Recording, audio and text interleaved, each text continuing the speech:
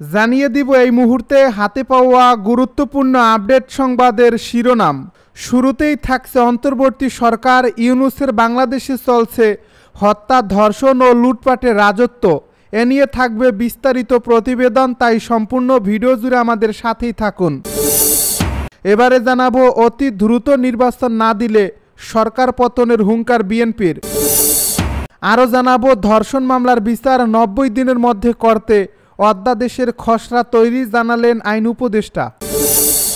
এদিকে ধর্ষণ মামলার জেরে ভুক্তভোগী শিশুর বাবাকে হত্যার অভিযোগ। সর্বশেষ জানিয়ে দিব যমুনায় যেতে শিক্ষকদের বাধা, পুলিশের জলকামান, লাঠিচার্জে আহত 6। শুনছিলেন হাতে পাওয়া গুরুত্বপূর্ণ আপডেট সংবাদের শিরোনাম, এবারে বিস্তারিত। তবে তার আগে অনুরোধ রইল ভিডিওটিতে একটি লাইক দিন এবং কমেন্ট করে জানিয়ে দিন ভিডিও সম্পর্কে আপনার মূল্যবান মতামত।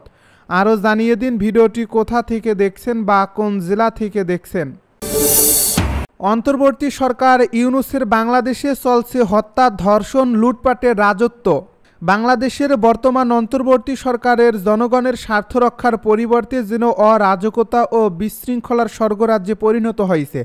বিএনপি জামাত সমর্থিত এই সরকার গঠনের পর থেকেই দেশজুড়ে চরম নিরাপত্তাহীনতা বিরাজ করছে। এই অন্তর্বর্তী সরকার গঠনের পর থেকেই দেশজুড়ে চরম নিরাপত্তাহীনতা বিরাজ করছে। চারিদিকে হত্যা, ধর্ষণ, লুটপাটের ঘটনা যেন স্বাভাবিক ব্যাপার হয়ে দাঁড়িয়েছে। অপরাধীদের প্রশ্রয় দিয়ে জনগণকে ভোগান্তিতে ফেলছে এই সরকার। বিশেষ করে ডক্টর ইউনূসের প্রভাবশালী অবস্থান ও বিদেশি লবির ছত্রছায়ায় এই সরকার জনগণের চেয়ে গুটি কয়েক স্বার্থান্বেষী মহলের ইচ্ছাকে প্রাধান্য দিচ্ছে। অর্থনীতি ধ্বংসের পথে, মূল্যস্ফীতি আকাশচুম্বী, ব্যবসা বাণিজ্যে স্থবিরতা, সব মিলিয়ে দেশ এক ভয়ঙ্কর পরিস্থিতির মধ্য দিয়ে যাচ্ছে।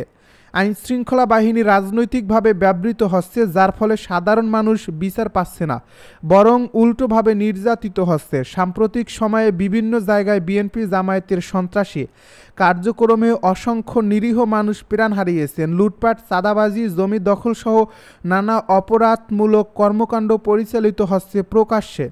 দুর্বৃত্তদের হাতে জিম্মি সাধারণ নাগরিকের আতঙ্কে দিন কাটাচ্ছে। বিশেষ করে সংখ্যালঘু সম্প্রদায়ের উপর নির্যাতন বেড়েছে কয়েক গুণ। দেশের বিভিন্ন এলাকায় বাড়িঘর পোড়ানো, ধর্মীয় উপাসনালয় হামলার মতো ঘটনা ঘটছে অহরহ। অন্তর্বর্তী সরকারের ব্যর্থতা এটাই প্রমাণ করে যে তারা জনগণের কল্যাণের জন্য নয়, বরং ব্যক্তিগত ও রাজনৈতিক স্বার্থ হাসিলের জন্য ক্ষমতা এসেছে। দেশের স্বাধীনতা ও সার্বভৌমত্ব এখন হুমকির মুখে। বিদেশি শক্তির দালাল হিসেবে কাজ করছে সরকার, যা বাংলাদেশের জন্য মারাত্মক অশনি সংকেত। জনগণ যদি দ্রুতই এই সরকারকে প্রতিহত না করে, তাহলে দেশকে অন্ধকারের যুগে ফিরিয়ে নিয়ে যাবে এরা। অতি দ্রুত নির্বাচন না দিলে সরকার পতনের হুঙ্কার বিএনপির। বাংলাদেশের চলমান রাজনৈতিক সংকটের মধ্যে বিএনপি আবারও সরকার পতনের হুমকি দিয়েছে। দলটির নেতারা বলছেন, অবিলম্বে নিরপেক্ষ নির্বাচনের ব্যবস্থা করা না হলে তারা কঠোর আন্দোলনের মাধ্যমে এই সরকারকে ক্ষমতা থেকে নামাবে। বিএনপির শীর্ষ নেতারা বিভিন্ন সমাবেশ ও সংবাদ সম্মেলনে স্পষ্টভাবে জানিয়ে দিয়েছেন যে তাদের মূল লক্ষ্য দ্রুত নির্বাচন আদায় করা এবং বর্তমান সরকারকে সরিয়ে জনগণের সরকার প্রতিষ্ঠা করা। বিএনপির মহাসচিব মির্জা ফখরুল ইসলাম আলমগীর বলেছেন, দেশের জনগণ আর এই সরকারকে চায় না। যারা জনগণের ভোটাধিকার হরণ করছে তাদের ক্ষমতায় থাকার কোনো অধিকার নেই। অতি দ্রুত নির্বাচনের ব্যবস্থা করতে হবে, না হলে রাজপথেই এর ফয়সালা হবে। দলটির অন্যান্য সিনিয়র নেতারাও একই সুরে কথা বলছেন। তবে রাজনৈতিক বিশ্লেষকেরা বলছেন, বিএনপির এই হুঙ্কার নতুন কিছু নয়। গত কয়েক বছর ধরেই তারা আন্দোলন, সরকার পতনের ডাক দিল, কার্যকর কোনো ফলাফল আনতে পারেনি। বিএনপির আন্দোলন বেশিরভাগ ক্ষেত্রেই গুজব, হুমকি আর প্রতিশ্রুতির মধ্যে সীমাবদ্ধ থেকেছে। তৃণমূল পর্যায়ে সংগঠনের দুর্বলতা ও দলীয় সিদ্ধান্তহীনতা তাদের রাজনীতিতে পিছিয়ে দিয়েছে। অন্যদিকে বর্তমান সরকার বলছে, বিএনপির এসব হুমকি দিয়ে কোনো লাভ হবে না। ধর্ষণ মামলার বিচার 90 দিনের মধ্যে করতে অধ্যাদেশের খসড়া তৈরি, জানালেন আইন উপদেষ্টা। ধর্ষণ মামলার তদন্ত ও বিচারের সময় কমিয়ে অর্ধেক করে নারী ও শিশু নির্যাতন দমন অধ্যাদেশের খসড়া প্রণয়ন করা হয়েছে বলে আইন উপদেষ্টা অধ্যাপক আসিফ নজরুল জানিয়েছেন। আজ বুধবার বিকেলে সচিবালয়ে ধর্ষণ বিরোধী মঞ্চের প্রতিনিধিদের সঙ্গে বৈঠকের পর আইন উপদেষ্টা সাংবাদিকদের এ তথ্য জানান। এ সময় তিনি আরও জানান, ধর্ষণ বিরোধী মঞ্চের পক্ষ থেকে 5 দফা দাবি জানানো হয়। গত রোববার আইন উপদেষ্টা সাংবাদিকদেরকে জানিয়েছিলেন, ধর্ষণের মামলায় তদন্তের সময় 30 থেকে 15 দিন কমিয়ে আনা হয়েছে, আর বিচার শেষ করতে 90 দিনের মধ্যে। এছাড়া উপযুক্ত ক্ষেত্রে বিচারক যদি মনে করেন, তবে ডিএনএ প্রতিবেদন ছাড়াই চিকিৎসা সনদের ভিত্তিতে এবং পারিপার্শ্বিক সাক্ষীর ভিত্তিতে মামলার বিচার কাজ চালাতে পারবেন। এমন বিধান রেখে আইন সংশোধন করা হচ্ছে, আজ উপদেষ্টা জানান। অধ্যাদেশের খসড়াও তৈরি করা হয়েছে। আইন উপদেষ্টা আরও বলেন, গত পরশু ও গতকাল সংশ্লিষ্ট ব্যক্তিদের নিয়ে পরামর্শ সভা করা হয়েছে। একটি খসড়া আইন করা হয়েছে, সেটি আজ কিছু কিছু অংশীজনের কাছে পাঠানো হয়েছে। যত দ্রুত সম্ভব এই আইন কঠোর করার চেষ্টা করা হবে, যাতে ধর্ষণ মামলার বিচার শুধু দ্রুতই নয়, বিচারও যাতে নিশ্চিত ও যথাযথ হয়, এগুলো তাদের বলা হয়েছে। অধ্যাপক আসিফ নজরুল আরও বলেন, গণ অভ্যুত্থানে বিজয়ের পরবর্তী সময়ে দেশে মেয়েদের আক্রমণ করা হচ্ছে বিভিন্ন গোষ্ঠী থেকে এবং বিভিন্ন ধর্মের অপব্যাখ্যা দিয়েও তাদের উপর আক্রমণ করা হচ্ছে। এর বিরুদ্ধে সরকার জিরো টলারেন্স নীতি গ্রহণ করেছে। ধর্ষণ মামলার জেরে ভুক্তভোগী শিশুর বাবাকে হত্যার অভিযোগ।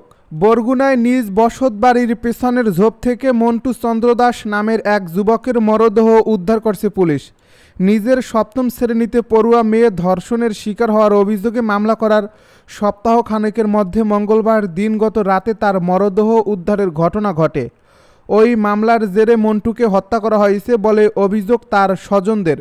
নিহত মন্টু চন্দ্র দাস বরগুনা পৌর শহরের 1 নম্বর ওয়ার্ডের কালীবাড়ি করইতলা এলাকার মৃত জয়েশ্বর দাসের ছেলে। বরগুনা পৌর মুরগি বাজারের দোকানে কর্মচারী হিসেবে কাজ করতেন তিনি। ঘটনাস্থলে মন্টুর মরদেহের প্রাথমিক সুরতহাল তদন্ত শেষে বরগুনা অতিরিক্ত police super Abdul Halim NTV অনলাইনকে জানান, মন্টুর মৃত্যুর বিষয়টি হত্যাকাণ্ড বলে ধারণা করা হচ্ছে। নিহতের স্বজন ও পুলিশের ধারণা, গত সোমবার দিনগত রাতের কোনো এক সময় মন্টুকে হত্যা করা হয়েছে। তবে মঙ্গলবার দিনগত রাত 1টার দিকে স্বজনরা মন্টুর মরদেহ দেখতে পেয়ে জাতীয় জরুরি সেবা 33 নম্বরে ফোন দিয়ে পুলিশ বিষয়টি জানতে পারে। এরপর পুলিশ ঘটনাস্থলে গিয়ে ওই মরদেহ উদ্ধার করে। নিহতের স্ত্রী শিখারানী দাস অভিযোগ করে বলেন, সপ্তাহখানেক আগে মেয়েকে ধর্ষণের অভিযোগে আদালতে মামলা করেছিলেন মন্টু। সেই মামলার প্রধান আসামি জেল হাজতে রয়েছে। ওই আসামির বন্ধু ও স্বজনেরা এ হত্যাকাণ্ড ঘটিয়েছে বলে তার ধারণা। শিখারানী দাস আরও জানান, তাদের 3 মেয়ে, এর মধ্যে ছোট সন্তানের বয়স মাত্র 1 মাস। মন্টুই ছিল ওই পরিবারের একমাত্র উপার্জনক্ষম ব্যক্তি। যমুনায় যেতে শিক্ষকদের বাধা, পুলিশের জলকামান, লাঠিচার্জে আহত 6। বেসরকারি প্রাথমিক বিদ্যালয় জাতীয়করণের দাবিতে প্রধান উপদেষ্টার বাসভবন যমুনা অভিমুখে যাওয়ার সময় পুলিশের জলকামান, লাঠিচার্জে 6 শিক্ষক আহত হয়েছেন। বুধবার দুপুরের দিকে জাতীয় প্রেস ক্লাবের সামনে এই ঘটনা ঘটে। আহত শিক্ষকদের ঢাকা মেডিকেল কলেজ হাসপাতালে নিয়ে আসা হয়। তারা হলেন নেত্রকোনার প্রতিবন্ধী ও অটিজম বিশ্ববিদ্যালয়ের শিক্ষক কামরুল ইসলাম, নীলফামারীর অটিজম ও প্রতিবন্ধী বিদ্যালয়ের শিক্ষক আব্দুর রাজ্জাক মিলন, গাইবান্ধার শিক্ষক আলামিন স্বপন, নেত্রকোনার আদর্শ বিশেষ চাহিদা সম্পূর্ণ স্কুল অ্যান্ড কলেজের শিক্ষক আলেয়া আক্তার, গাইবান্ধার শিক্ষক রিমু আক্তার ও গাইবান্ধার আরেক শিক্ষক সিয়াম। আহতদের হাসপাতালে নিয়ে আসা সহকর্মী শহীদুল ইসলাম বলেন, আমরা দীর্ঘদিন যাবৎ বেসরকারি প্রাথমিক বিদ্যালয়ে জাতীয়করণের দাবিতে আন্দোলন করে আসছি। আমাদের দাবি আদায়ের বিষয়ে ন্যূনতম আশ্বাস না পাওয়ায় আজ আমরা প্রধান উপদেষ্টার কার্যালয়ের অভিমুখে শান্তিপূর্ণভাবে যাচ্ছিলাম, কিন্তু আগে থেকেই কদম ফোয়ারা মোড়ে সতর্ক অবস্থায় ছিল পুলিশ। তিনি আরও বলেন, আমরা মিছিল নিয়ে কদম ফোয়ারার কাছাকাছি গেলে পুলিশ আমাদের বাধা দেয় এবং বলে এতজনকে নিয়ে প্রধান উপদেষ্টার কার্যালয়ে যাওয়ার সুযোগ নেই। কিন্তু আমরা এতে রাজি না হলে পুলিশ আমাদের উপর জলকামান নিক্ষেপ ও লাঠিচার্জ করে। এতে আমাদের 6 শিক্ষক আহত হয়। পরে আহতদের আমরা ঢাকা মেডিকেলের জরুরি বিভাগে নিয়ে আসি।